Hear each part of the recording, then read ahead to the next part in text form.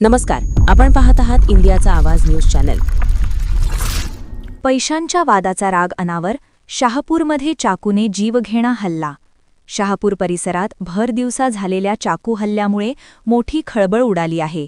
या प्रकरणी शहापूर पोलीस ठाणे येथे गुन्हा क्रमांक 60/2026 न्याय संहिता कलम 109 अन्वये गुन्हा दाखल करण्यात आला आहे. दिनांक 21 फेब्रुवारी 2026 रोजी सकाळी सुमारे 12:30 वाजण्याच्या सुमारास MSEB पॉवर हाऊसजवळ शहापूर येथे ही घटना घडली. सायंकाळी 5:32 याबाबत अधिकृत नोंद करण्यात आली. या प्रकरणात फिर्यादी विनोदकुमार पुंडलिक राऊत वय 46 राहणार जांभळी तालुका शिरोळ जिल्हा कोल्हापूर यांनी तक्रार दिली आहे. आरोपी गणेश रावसाहेब सदलगे मूळ राहणार ढोणेवाडी तालुका चिकोडी कर्नाटक सध्या गांधी पुतळा परिसर इचलकरंजी याच्याविरुद्ध गुन्हा दाखल झाला आहे.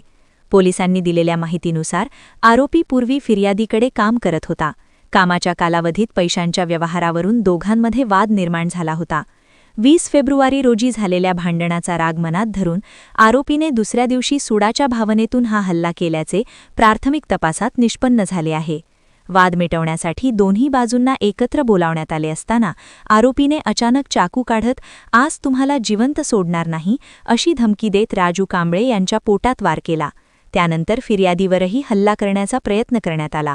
या हल्ल्यात राजू कांबळे राहणार जांभळी तालुका शिरोळ हे गंभीर जखमी झाले असून त्यांच्यावर उपचार सुरू आहेत.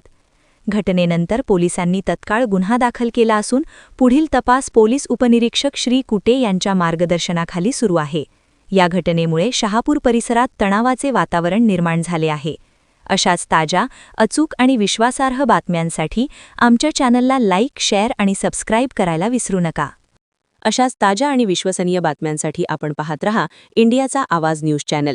लाईक करा, सबस्क्राईब करा आणि शेअर करायला विसरू नका.